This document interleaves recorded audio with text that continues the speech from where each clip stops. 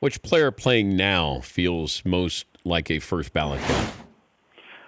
Well, breaking news. When Clayton Kershaw throws his first pitch of this year, he's a Hall of Famer because you need a 10-year minimum, and this will be his 10th season, even with one pitch.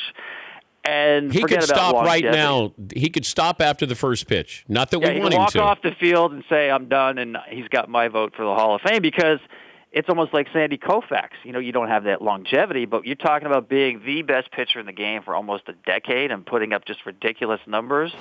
That's the definition of a first ballot Hall of Famer. And the other thing, Dan, is, next year, every vote, it will be announced, who you voted for. Now it's just at your own discretion whether you release your ballot or not. So what we're going to see are people who are going to be unanimous. Because of 3 people who did not vote for Junior Griffey, we still don't know who they are. Now, it's probably because somebody didn't want to be known as the person who didn't put him on the ballot. Now, you can't run and hide. So whether it's Mariano Rivera or Derek Jeter, we will see a unanimous first ballot Hall of Famer. But do you think because these writers made a mistake in the early going where you didn't vote Babe Ruth unanimous, therefore it's all of a sudden, how can we vote you unanimous when we didn't do this to Babe Ruth or Hank Aaron or Willie Mays or some of the other greats of the game?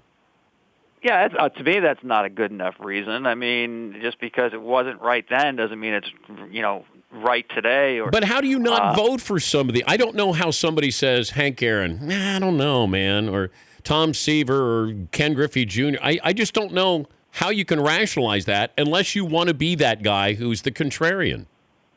I'm with you, brother. I don't understand that there's no defense to it other than, yes, if you're grandstanding and want attention to yourself. Now, apparently that was not the case with the 3 people who didn't vote for Junior Griffey because nobody said, hey, here I am, guys. Come talk to me about my outlier vote. But I don't get it. I mean, what motivates somebody to leave someone like that who's a clear first ballot Hall of Famer off the ballot? I mean, what's going to happen with Jeter and with Rivera? What defense could you possibly have? Because you will need a public defense if you don't put them on the ballot. The Dan Patrick Show, weekday mornings on Audience.